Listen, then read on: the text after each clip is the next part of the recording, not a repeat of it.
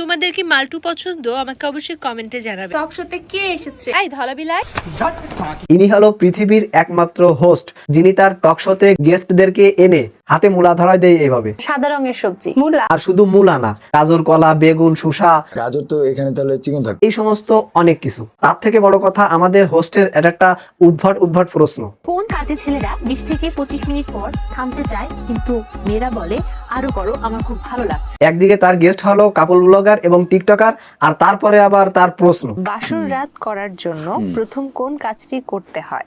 বিয়ে করতে হয়। স্টাফও ভেবেছিল যে কোনো টিকটকারকে এই প্রশ্ন করেছে। হোয়াটসঅ্যাপ গাইস, আসসালামু আলাইকুম, this is Kudrat and another back to new video. তো বরাবরের মতো আজকেও চলে আসলাম নতুন একটি ভিডিও নিয়ে। তো বেশি কথা না বাড়িয়ে চলুন ভিডিও শুরু করা যাক। তাহলে চলো।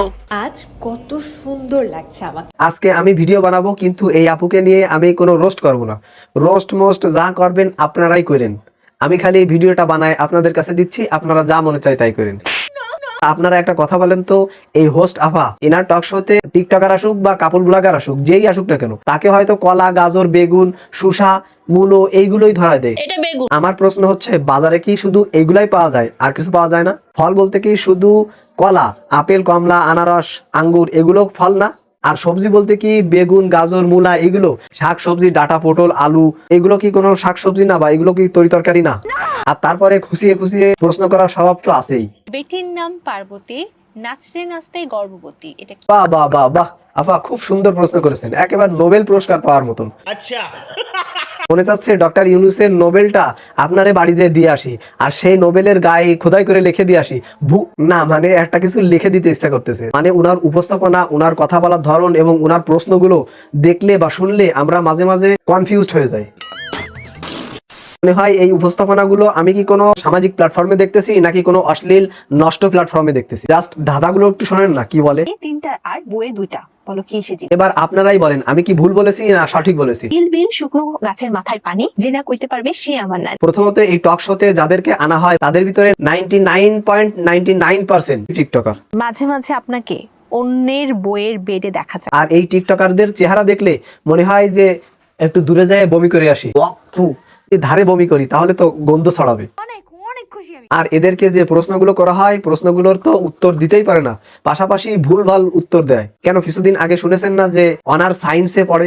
স্পেসিফিক কোন সাবজেক্ট নিয়ে? স্পেসিফিক সাবজেক্ট হচ্ছে আপনার সায়েন্স নিয়ে করতেছি, এই যে কিছুদিন আগে শুনেছেন না অনার্সে সায়েন্সে পড়া স্টুডেন্ট, মানে কলেজে ওরকম ভাবে যাওয়া হয়। আপনাদের কি মনে হয় ও কি ইচ্ছা করে ভুল করেছে? এই আপা এই শোতে ডাইকে আইনে তারপরে প্ল্যান করে এইগুলো করায়, এই কথাগুলো ভুল করায়, তারপরে এইগুলো উপস্থাপন করায় এবং ক্লিপগুলো কেটে ভিউ ব্যবসার জন্য এই ক্লিপগুলো অনলাইনে ছেড়ে দেয়। আর ধলাবিলার তো কেরিয়ার শেষ হয়ে গেছে, কারণ উইদাউট মেকআপ, মানে মেকআপ ছাড়া এই টক শোতে এসে তার কেরিয়ার শেষ।